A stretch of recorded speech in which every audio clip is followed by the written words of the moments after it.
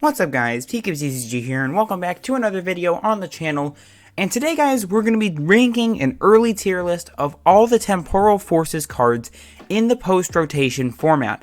Now, I'm recording this the night before Temporal Forces becomes legal on PTCG Live, so you guys will be seeing this probably the day it comes out, so I could either be right away, or it could be very wrong as people sort of figure out what's going on in this new meta and adapt on PTCG Live. Of course, we have a lot of events coming up, like the Indianapolis Regionals. I think that's the first one that comes to my mind, at least.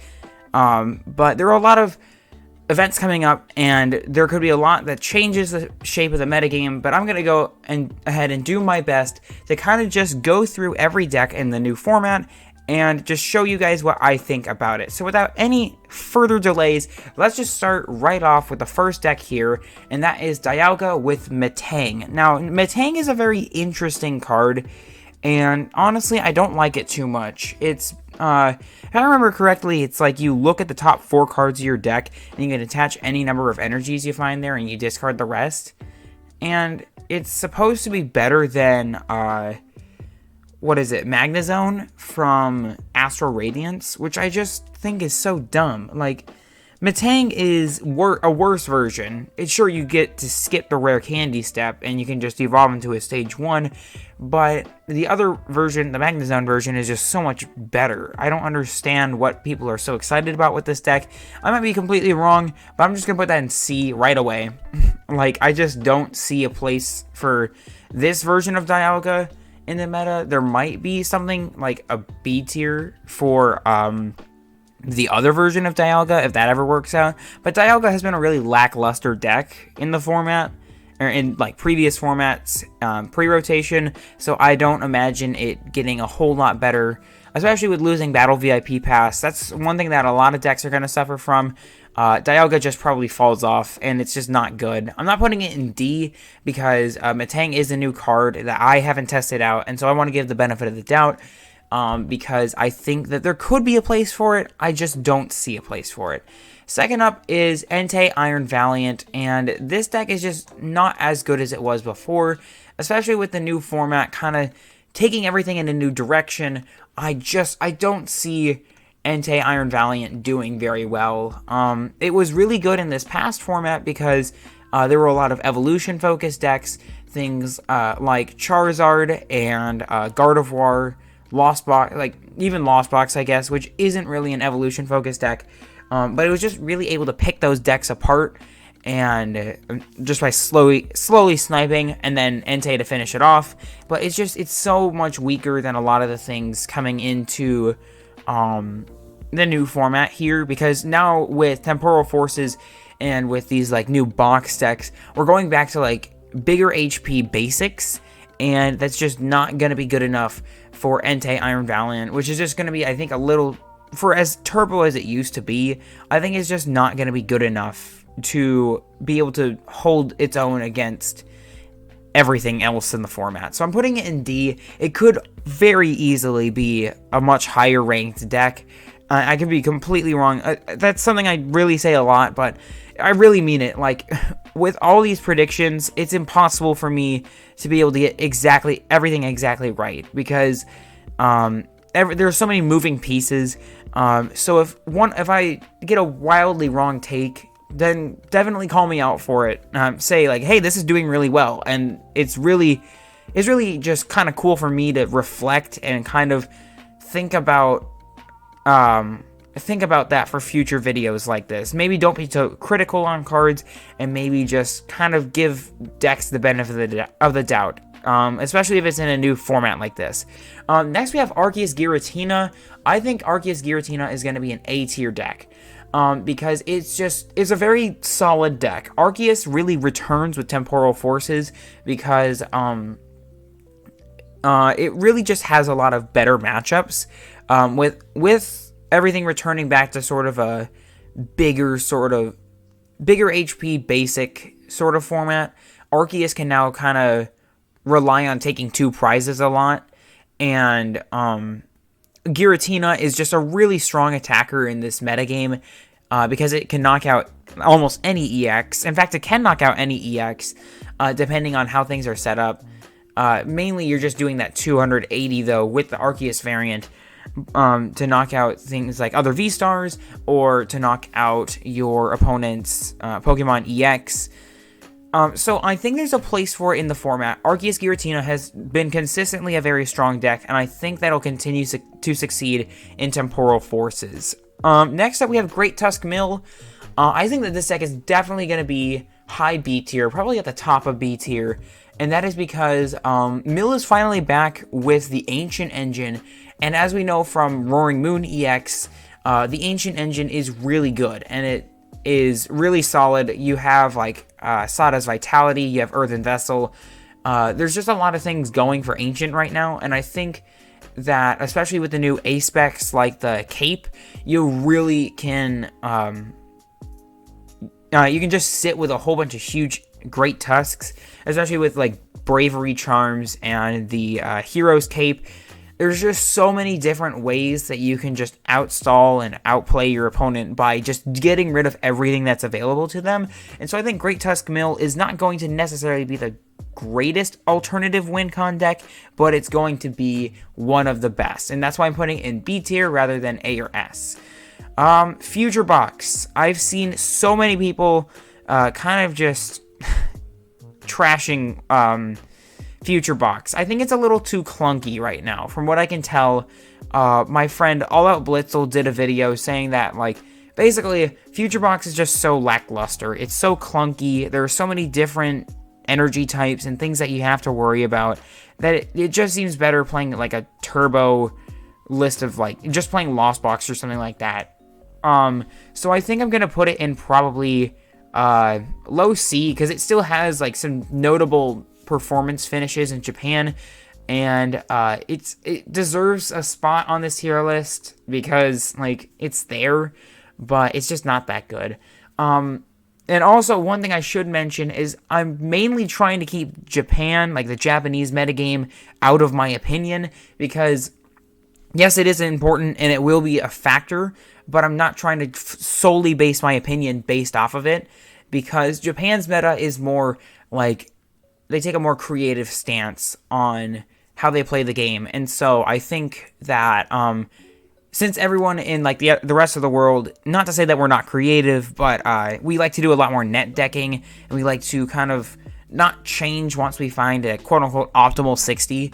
I think that Japan is a little bit less easy to get a reliable sort of feel from. So I think it's only fair that we keep Japan in consideration, but I think it's only fair that we base these decks kind of just on their core strategies and stuff like that. But next deck is Lost Box. Now, there are so many different Lost Box variants, but I think it really narrows the list down once we get post-row. And that's mainly thinking of the Roaring Moon, Iron Hands, Hoopa EX Lost Box, which I plan it should be my first video of the Temporal Forces format. I'm not exactly sure if that's 100% confirmed yet, but that's what I want to do, because that's one of the decks that I really have been wanting to test out post-rotation. I think that this deck is going to be an A-tier deck because it has a good Arceus matchup, it has a good Gardavour matchup, it has really just a good matchup spread overall. Roaring Moon takes care of Charizard, Iron Hands takes care of Lugia, Iron Hands nearly just destroys Lugia completely. Hoopa is good for the Arceus matchup. There's just a lot of different matchups where Lost Box is able to win because of all the little neat tools and tricks that it keeps post-rotation and how it just adapts to the metagame. It's kind of the ultimate counter toolbox in a sense. And we already know that the Lost Zone engine is incredibly good, so I think it's going to be like high A tier for sure. I wouldn't say it's S tier because it still is a little bit clunky and it's not 100% refined yet, but it's still really good in this upcoming format, and I think that you should definitely keep it on your radar. Lost Zone Gutina Vstar, I'm also going to put this in A tier, or I'm going to probably put it above Arceus. The reason why is because Lost on Gutina Vstar has Star Requiem, which is really important in this format, coming up in this format. Even though there is the new Mist Energy, which will prevent Star Requiems from happening, all you have to do is play like Temple of Sinnoh to get around that. And same thing for like Roaring Moon and Lost Box. You just place down Temple of Sinnoh, and then Mist Energy doesn't do anything anymore. But I think purely because the Lost Zone engine is just so strong, and Buddy Poffin is a lot more helpful in the Lost Zone version. It's completely useless in the Arceus version. It just becomes super good. Is what I'm trying to say here, is that Giratina becomes a really great deck. It really is a good deck right now. I don't know why I'm saying it's going to become a great deck. It's already great right now, but I think it's going to be a great deck regardless of like the meta shift and all that. Giratina is just consistently a good deck. It's a little clunky, a little janky sometimes, but when it gets set up, there's almost nothing that can stop it. So Giratina definitely is an A tier deck. I'm not going to put it above Lost Box because I think Lost Box has a bit more versatility, but I'm also not putting it in S tier because I think there's a couple things about the consistency of the deck overall that just kind of keeps it barely outside of that S tier. Next up is Gardavour. Kind of your traditional damage counter Gardavour. I'm going to put Gardavour in a B tier. The reason why is because Gardavour becomes a shell of its former self. Losing Shining Arcana Gardavour, losing Mysterious Tail Mew, losing Zacian, Gardevoir really relies more on the number of damage counters on your Pokemon with things like Scream Tail and Drifloon, that it just... Like, if your opponent plays Lost Vacuum, you're basically screwed. If you're against, like, an Iron Hands deck, it's over. Like, there's no way for Gardevoir to, like, be as reliable as it was before. It can still hit for incredible damage, and it still has so many different, like, play lines with Scream Tail and, with, Scream Tail being your snipe, and Drifloon just doing big damage to the active, but it all falls apart. It's very fragile, so it can very easily fall apart post-rotation, and I think that it's still good enough to where it can see some success, but I think it's going to be more of an underdog deck because it becomes such a fragile deck post-rotation. Next, we're going to look at Gardevoir Raging Bolt. I've seen a few lists of this, and this has been like something that's been tested at my locals, and I hate this deck. I honestly really dislike it. I've seen a little bit of gameplay of it, and it just looks so bad. It's like, it's so clunky. Raging Bolt it's not worth trying to add 2 extra energies. You need a fighting and electric energy. It's just not worth it. I would not play this pile at all. I know it's had a little bit of success in Japan, but I don't think it's good. So, I'm putting it, probably it's going to be one of the bottom decks in this tier list because just the Scream Tail Drifloon variant is just going to be so much better. Play that instead. Next up is Charizard EX Pidgeot. I think this is the best deck in the format post-rotation. Boring! I'm totally not biased. I totally don't have a $250 deck sitting in the studio behind me, but I think that this deck is the best deck post-rotation because its consistency, it loses basically nothing, and it includes some new kind of special techs that I'll probably cover in a future video. I think I want to do a Lost Box video first, and then Charizard after that. We'll see, but I think Charizard just gets with the being able to use A-Specs. Charizard is just ridiculously overpowered with A-Specs. It just adds a whole nother, like, level for Charizard. It's already the best deck in the arguably the best deck in the format, from the Paradox Rift format and Paldean Fates format. And I think that it just becomes even better post-rotation because while other things lose a lot of crucial pieces, like Roaring Moon loses a lot of pieces, and Roaring Moon has a good sort of Charizard matchup. There's just a lot of decks that are good against Charizard that just lose so much that they become a shell of their former selves, while Charizard loses minimal things like Mysterious Tail Mew and Battle VIP Pass, I guess, but then it makes up for it with things like Buddy Poffin and A-Spec specifically. Like, I think Also, like, the loss of escape rope for a lot of these decks really does matter, like Lost Box Giratina. It's a really big deal, and like Ente Iron Valiant, they lose a lot of the opportunity to like escape rope Cramorant for like these Lost Box variants. So it just allows for Charizard to have a safer time setting up, and I really think that the Pidgeot version is better because the consistency of being able to search your deck for any card is just so much better than once you've clunked up your hand using B Barrel, and we'll talk about this in just a second. But just being able to search your deck for any card is really good. You are susceptible to Iron Hands and with Pidgeot and Technical Machine De-Evolution, but I ultimately think that this is offsetted by Charizard's overall, just, it's already had to deal with Technical Machine De-Evolution, and even still with so many TM De-Evolutions in the format previously, I think it's still been the best deck in the format, arguably. So I think it's going to just keep riding the high wave. It's going to be probably heavily targeted. I don't know exactly what the counters are going to be. It does get Mist Energy, which makes it a lot better to kind of withstand like Star Requiems and stuff like that. It's not going to be perfect. Charizard will never be a perfect deck. No deck will ever be perfect. But it at least is the best deck in the format for multiple reasons that I'll probably touch up on in a future video. Charizard EX B Barrel, I think, is just right below Charizard Pidgeot. Just because B Barrel is great. B Barrel is like your Iona proof, your Roxanne proof. It's also TM De-Evolution proof. And there's just a lot of things going for Charizard B Barrel post-rotation. I think it's just a little too slow sometimes. Setup is a little janky. Like, I've tried playing, I've play-tested a lot of both versions, and I found that Pidgeot just performs so much better, in my opinion. And maybe that's just because I've been playing Pidgeot for the past, like, 3 months. But I think that the B Barrel version also gets really clunky at times.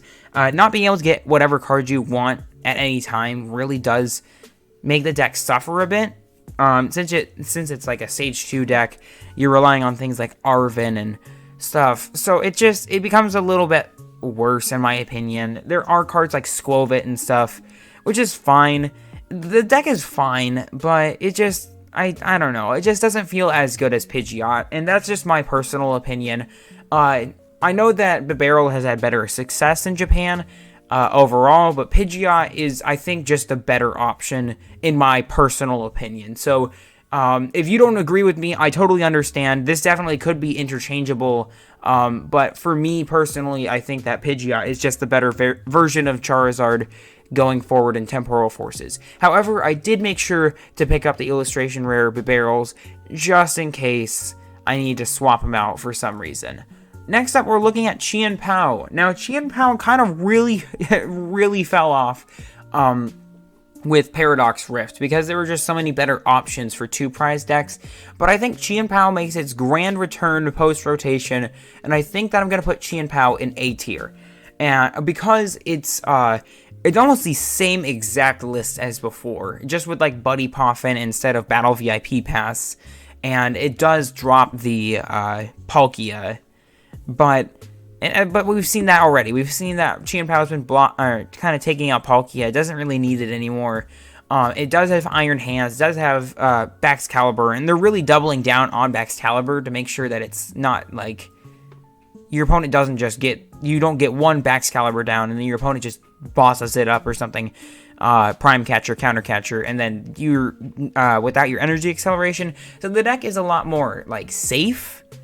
In my opinion, I think just Chen Pow has a lot of great matchups too. Being able to one-shot anything in the format is just very, it's very alluring, I guess. It's just a very great thing to have. I even might put it above Giratina, but I think it's good where it is right here because Giratina has been proven to be such a great deck so far, but I think it's an A tier deck for sure. I'd say probably mid A tier. Raging Bolt, Sandy Shocks. So Raging Bolt, if you guys remember, I made a tweet or something basically comparing Raging Bolt to Reshiram and Zekrom, Tag Team GX, and Rayquaza VMAX. And I played in both of those formats And both of those decks were completely lackluster, and Raging Bolt is almost the exact same. Sandy Shocks is like a way to get energies back in play, but I think it's just not worth it to try. I mean, I might give it like a C tier, like high C tier. I just don't see a place for it. It's just so much extra setup for something where Chen Pow or a deck like Chen Pow can just do it way better. So I just don't see a place for Raging Bolt really in this format. I could be wrong, but I don't really like Raging Bolt in general. Roaring Moon really falls off, and thank goodness, dude. I hate Roaring Moon. It's such a dumb deck. It's way too turbo. Every single time that I face off against a Roaring Moon deck, no matter what I'm playing, I win because they're either turboing through their deck on like turn 2, or they're just not paying attention. So and no disrespect to Roaring Moon players at all. I always win against Roaring Moon, unless it's like I brick or it's just like weakness matchup or something dumb like that. But Roaring Moon is it's a shell of its former self, just like Gardavour.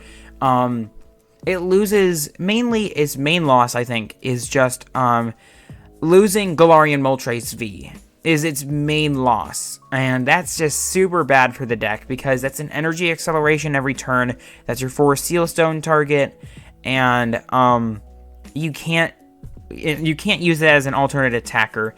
The deck doesn't really lose too much else, but I think literally relying so much on the Galarian Moltres V and then having that get rotated is just really bad for the deck. So I'll be respectful of it and put it in low B because, I mean, there's still a ton of energy acceleration available in this format.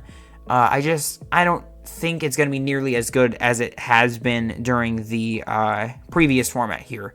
Gholdengo Palkia, I think the loss of Battle VIP Pass does make it a little worse because it makes it a lot harder to get Palkias in play on the first turn. But I think it's still a respectable deck. I'll put it in low B, maybe above Roaring Moon. I think, honestly, these could be interchangeable. But I think Gholdengo, Palkia, and just Gholdengo in general is still a really good deck. Post-rotation, it's not really susceptible to any major new cards. So I think it's going to be a good deck overall. And not really much to say about it. It's pretty straightforward, and it's a good deck overall. Oh boy. Snorlax Sol. Ladies and gentlemen, Snorlax Sol is going to be one of the most annoying decks in the Pokemon trading card game. I don't know if in history, because we've had a lot of really toxic decks before, to the point where things have gotten banned. But Snorlax is just so annoying post-rotation. Like, seriously, thinking about it has given me headaches before, because it's just so annoying. So if you are a hater of Control, I would recommend that you skip forward just a little bit, because you are not going to want to hear all the toxic combos that are coming up. Snorlax gets 2 main cards that make it so much more broken. It does lose a few cards, but it's minimal losses. The deck does not lose very much at all. You get access to 2 of the most broken hand disruption cards I think I've ever seen since like Jesse and James, and that is Airy, which allows you to look at your opponent's hand and then discard 2 cards, and then Hand Trimmer, which is an item card that says both players have to trim their hand down to 5 cards. Your opponent discards first. So what Snorlax can do is they can, if your opponent's trying to like stockpile on their switch outs, you use Hand Trimmer, force them to condense down to 5 cards. Then you use Airy, and then you take out their switch out cards or whatever they want to keep, and then they're left with probably 3 cards that are but they could have been a lot better with those item cards, and it just becomes this whole thing. The deck doesn't lose a lot. Chi-Yu replaces Crabominable. There's not really much else to hit home about. The deck is just going to be super toxic, and it's going to be really good. So I think, honestly, I could even put it in high A tier, like at the top of A tier, just because of how good it is. I don't know. I like the versatility of Lost Box. I think it has a bad Lost Box matchup. I guess maybe not with the Hand Trimmer and Airy combo. So I will put it at top of A tier. I think that we're just going to have to strap in for a really annoying format coming up here.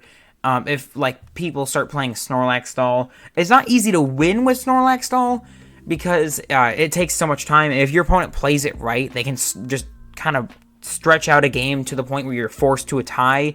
And if you have so many ties in an event, then you're not going to advance to, like, top 8 or top 16, top 8, top 4 semifinals, finals. Instead, you're just going to drop because there are people who have better records than you. So on PTCG Live, we could definitely see some Snorlax Stall players. And in events, we're going to see Snorlax Stall succeed, but it depends on how patient the other player is going to be in such a toxic and annoying format where Snorlax is one of the main decks to be fearful of, especially with its new tools. So that concludes the Snorlax rant session. Let's continue on with the Baby Roaring Moon Ancient Box. Now, this deck is interesting. I'm putting it in B tier. I think that this deck is really interesting. Because it's almost like,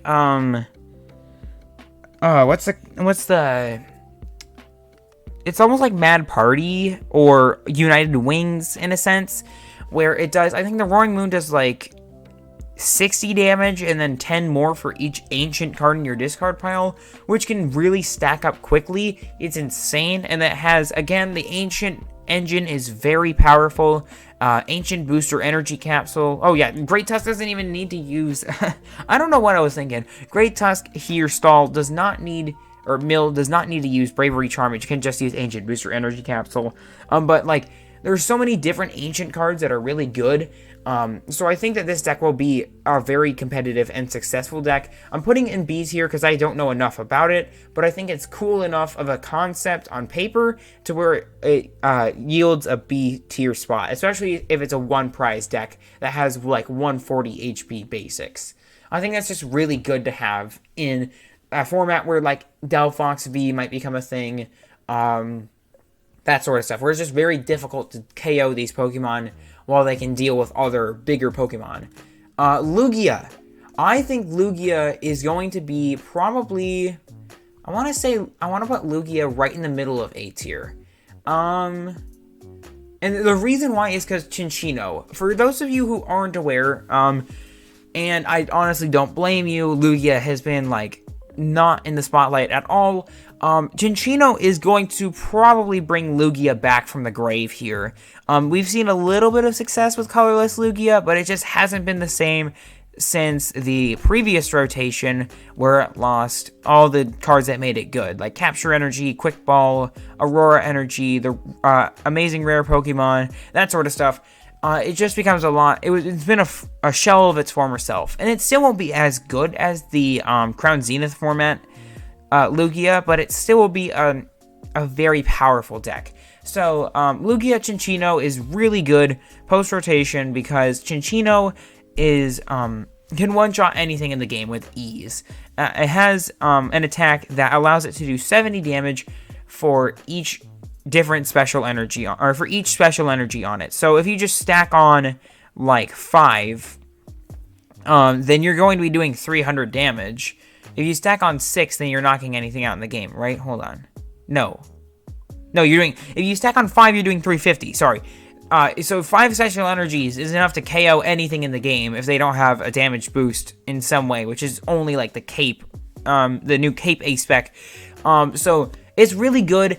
Lugia still keeps all the same pieces from before. I've seen some lists with like Radiant Charizard and Iron Hands, just to kind of sneak in a little bit of extra tech cards. Of course, those play basic energies. I did cover Lugia previously on the channel, but I think that we might have to revisit it with Chinchino because it looks really strong. I'm putting it underneath the other 3 though, because it is a little shaky in a lot of matchups. Like it just almost insta loses to Lost Box.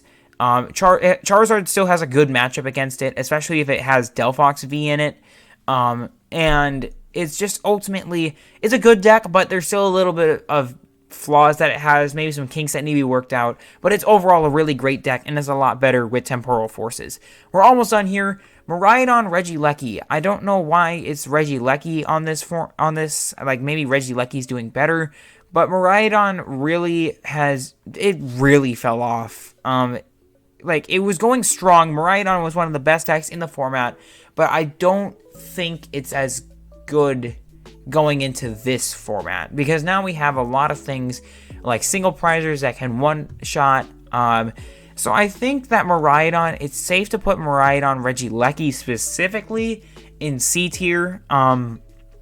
I don't exactly know what this list is, or what this is supposed to be, because Maron loses like Peony, which is like what kept the turbo engine going. But like the Reggie Ley version, I don't know. The VMAX is just, it's so clunky. It's just not worth it for the 30 extra damage, because it's just a huge target. So I don't know. It just, I'm going to put it in C. This version of Maron specifically, if there was another Maron on this list, I'd put it in probably like B, probably like right before Ancient Box, but I'm putting it in C because the Maron Reggie Ley specifically is just not great. We're almost done here. I don't know what Salvatore does, so I can't exactly say I know what Banet EX is. Hold on, let me look up what Salvatore does, because I'm actually very interested on what Salvatore does, because Banet has been a really interesting it's been an interesting card lately. It's really flown under the radar because it's just not as good as item lock decks of the past. Like, you had your Seismitoad, you had your Vikavolt EX, or excuse me, Vikavolt V. I think that it still has a place in the format. I just don't know. I don't know. Let me read what Salvatore does real quick here. Search your deck for a card that has no abilities and evolve it to one of your Pokemon. And you can use... so it's like, it's Wally, but with no abilities. Wait, that's actually insane. Hold on. Sorry, I had to read what Salvatore did. I had to look on my phone to see what Salvatore does. But basically, you can evolve into a Banet turn 1 if you're going second, and then you just item lock your opponent immediately. I think that immediately is going to boost Banet up to a B tier spot. Like, I don't know exactly how it's going to work out, but I think that Salvatore can make Banet a really good deck. You just have to hit that Salvatore going in. But I think Banet could be a really interesting card. I've been a huge Banet EX enjoyer. I love Banet EX because it was one of the more underrated EXs going in, and I think it just has a place. It didn't really have a place before, but it might now. So I'm putting Banet in B tier because I think that there's a place for it. That's just my personal hopeful opinion here. That's just my wishful thinking. And then Torterra, it doesn't look like it's going to be that good. If you guys remember, I made a Torterra EX proxy, like a fake Torterra EX of just a concept, which was mainly like healing. It's become like my most liked tweet ever. It went semi-viral, I guess, kind of. But it's so underwhelming. I think we're just going to put it in D. It's so lackluster. And I'm sorry to my friend Brandon from the Goon Squad. I apologize, sir. Torterra doesn't look good, buddy. Sorry. Brandon and I have been kind of talking about new decks in the format sometimes. And he loves Torterra. And so I just don't see a place for it in the format at all. It's a grass type, which is good against Charizard and against like Roaring Moon. But it's just so weird and clunky. I think I'll put it at the top of D tier because it does have a good typing at least, and the basic Torterra is a little bit good as well. So this is the tier list. I think that it's pretty decent. Let me know what you guys think. I want to hear your guys' thoughts about this tier list. It looks like we have a pretty decent format going in. A lot of things that are like almost staying the same. Some older decks are getting some new tricks. Some older decks also kind of almost just stay the same and are just way more dominant than they were before. And we have some new opportunities for new decks to take over and have some fun with those as well. So with that, I'm going to wrap up this video. I hope you guys enjoyed it. Please let me know what you think down in the comments below. Please be respectful. I will be respectful back. And without anything else, I think I've said more than my fair share here. Thank you all so much for watching. As always, God bless, have fun, we'll see you out there, and we'll see you next time. Thank you all so much for watching.